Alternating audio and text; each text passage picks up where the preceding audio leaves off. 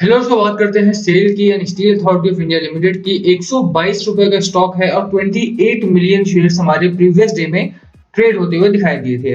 अब देखिए, स्टॉक जो है वो लगातार तेजी के माहौल में बना हुआ है और यहाँ पर स्टॉक में कुछ अच्छे चेंजेस देखने को मिलते हैं, कुछ अच्छे ब्रेकआउट चेंजेस देखने को मिलते हैं। बात करेंगे इस वीडियो में कि रिसेंटली अगर आप पीएम मोदी साहब की स्पीच सुनी हो या जो मीटिंग सुनी है, जिसमें पीएलआई स्कीम का जिक्र किया गया था और एक्सपोर्ट सब्सिडाइज का भी जिक्र किया गया था, उसके ही तहत शेयर को भी एक बड़ी सौगात यहाँ पर मिली है।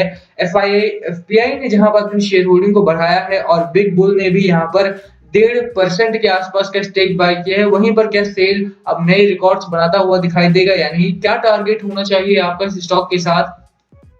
शॉर्ट टर्म में खरीदारी करके चलें, लॉन्ग टर्म के लिए खरीदारी करें, क्या होनी चाहिए आपकी स्ट्रैटेजी? दोनों ही टारगेट्स की यहाँ पर बात करेंगे। चलिए स्टार्ट करते हैं। और उससे पहले अगर आप चैनल पे नए हो तो प्लीज चैनल को सब्सक्राइब कर दो and hit that bell icon ताकि आपको नोटिफिकेशन मिल सके। चलिए स्टार्ट करते हैं।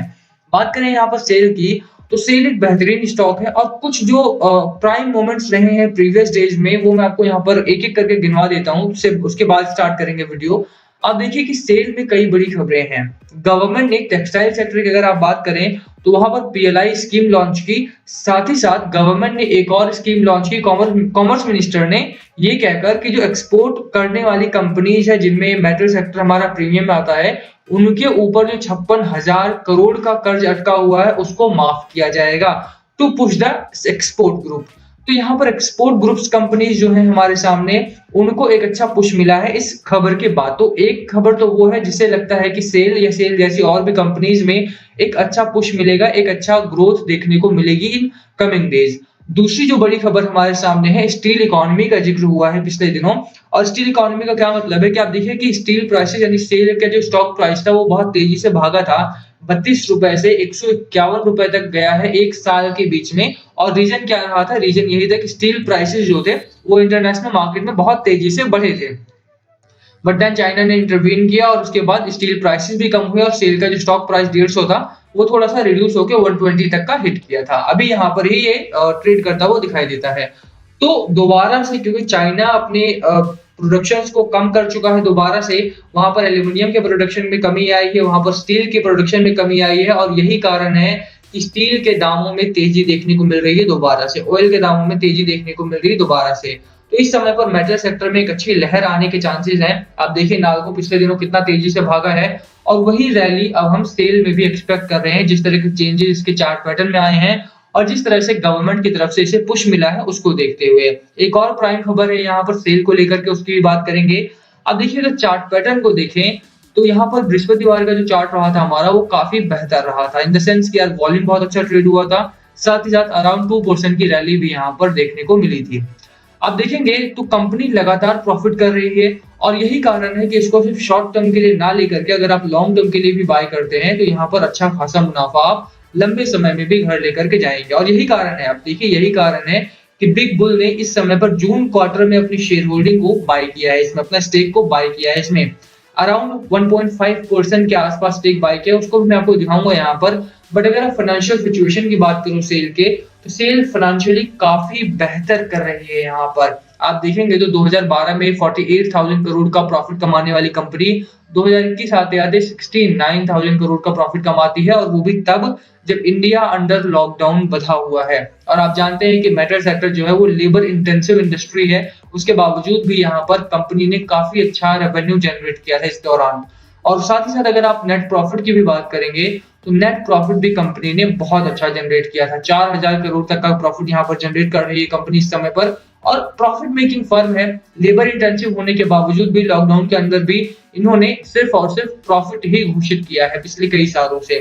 तो ये एक अच्छी सिचुएशन है, फाइनेंशियली कंपनी बहुत बेहतर कर रही है। अब अगर बात करें इसके शेयर होल्डिंग पैटर्न की, जिसका जिक्र मैंने स्टार्टिंग ऑफ द वीडियो किया था, देखिए यहाँ पर शेयर होल्डिंग की बात करें तो जो मेजर शेयर होल्डिंग है, क्योंकि सरकारी कंपनी है, तो president of India 65%, then Rakesh Jhunjhunwala साहब यहाँ पर इस कंपनी में होल्ड करते हैं 1.5%। मेजर नाम है इनका, क्योंकि आप जानते हैं, और ये जून क्वार्टर में ही बाय किया था। आपने खबर भी पढ़ी होगी कि इन्होंने टाटा मोटर्स पहले बाय किया था, उसके बाद उसकी रैली आई और उसके बाद यहाँ पर after the rally of steel authority of India limited यहाँ पर राकेश झुनझुनवाला साहब ने हाथ डाला था। After buying the stock Rakesh Jhunjhunwala साहब ने कहा भी था कि ऐसा नहीं है कि steel authority of India limited में जो रैली है वो आकर के खत्म हो चुकी है। अभी जो मेटल सेक्टर की रैली है वो तो शुरू ही नहीं हुई है।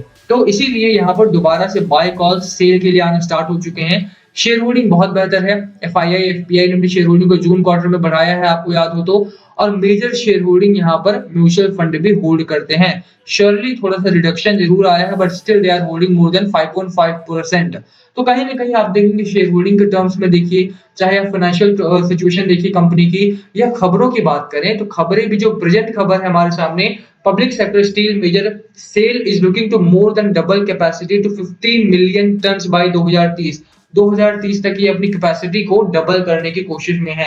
यहाँ पर एम रख दिया गया है कंपनी की तरफ से, after the announcement from PM Modi की स्टील इकोनॉमी बनाना है हमें भारत को, उसके बाद सेल ने अपना हाथ बढ़ाया है। क्योंकि आप जानते हैं कि डेवलपमेंटल काम में स्टील की कितनी जरूरत होती है, मेटल्स की कितनी जरूरत है, और इंटरनेशनल मार्केट में जिस तरह से कॉम्पिटिशन है, ऐसे में हमारे सामने जो हमारी सबसे बड़ी कंपनी है, सबसे मेजर कंपनी है यानी सेल, उसका ही सहारा है। इसीलिए यहाँ पर सेल में एक्सपोर्ट सब्सिडी भी दी जा रही है। साथ ही साथ सेल ने अपने प्रोडक्शन को भी डबल करने का फैसला ले लिया है और गवर्नमेंट की तरफ से काफी छूट इनको दी जा रही है उसके apart from that export subsidy.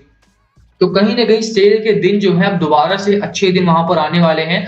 और यही नहीं, फाइनेंशियली फंडामेंटल्स तो इसके हैं ही अच्छे। आप फंडामेंटल्स में ये भी देख सकते हैं कि जो आरओई है हमारा यानी रिटर्न ऑन इक्विटी जो है वो 9.5% का है। बहुत ही गजब की बात है कि कोई कंपनी में 9.5% का आरओई मिल रहा है, वो भी सरकारी कंपनी में।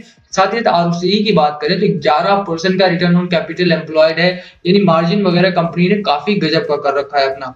तो कहीं ना कहीं कंपनी प्रॉफिट मेकिंग है, फंडामेंटल्स कंपनी के बहुत अच्छे हैं। बात टेक्निकल्स की जाए कि टेक्निकल्स में क्या आपको खरीदारी करनी है शॉर्ट टर्म के लिए, देखिए कंपनी लगातार 120 के आसपास का एक सपोर्ट ले रही है, जो कि मेजर सपोर्ट यहाँ पर प्रोवाइड किया जा रहा है और ये डेली चार्ट में है। अगर आप इसे वीकली चार्ट पर भी सेट करते हैं तो कहीं ना कहीं कंपनी अराउंड दैट प्राइस ही यहाँ पर लगातार एक सपोर्ट ले रही है, जिसका मतलब है कि कंपनी यहाँ से बाउंस बैक करने की ताकत रखता है। और जिस तरह से प्राइसेस रिटर्न रिसेंट टाइम्स में यहाँ पर बढ़े हैं, उससे साफ तौर पर है कि भैया सेल का जो स्टॉक प्राइस है वो यहाँ से बाउंस बैक करेगा ही करेगा। ठीक है, तो खरीदारी करने की मेरी सलाह आपको यहाँ पर रहने वाली है। और इसके साथ ही अगर आप डेली चार्ट में एक मैगडी में चेंजेस भी यहाँ पर साफ तौर पर देख सकते हैं। मैगडी जो है आपका वो बुलिश में टर्न हो चुका है। अब तक ये बेरिश मोमेंटम में था, गिरावट में था, बट कुछ दिनों में न्यूट्रल रहने के बाद अब देखिए ये ऊपर की ओर भाग रहा है। हिस्टोग्राम भी हमारे अपर साइड में बनने स्टार्ट हो चुके हैं और कहीं ना कहीं आरएसआई भी अपने मूड में है और न्यूट्रलिटी के बाद यहाँ पर अच्छा ब्रेकआउट दे रहा है। तो बने रहिए बाजार के साथ, बने रहिए सेल में। अगर खरीदारी नहीं की है तो खरीदारी कीजिए। 126 क्रॉस करने के बाद बहुत अच्छी रैली आने की उम्मीद है इसमें। 126 एक मेजर हर्डल जरूर है यहाँ पर, बट यस इसको क्रॉस करने के बाद एक अच्छा टारगेट आपके लिए 139 140 का लेकर के चल सकते हैं शॉर्ट टर्म के लिए, वेरी शॉर्ट टर्म के लिए।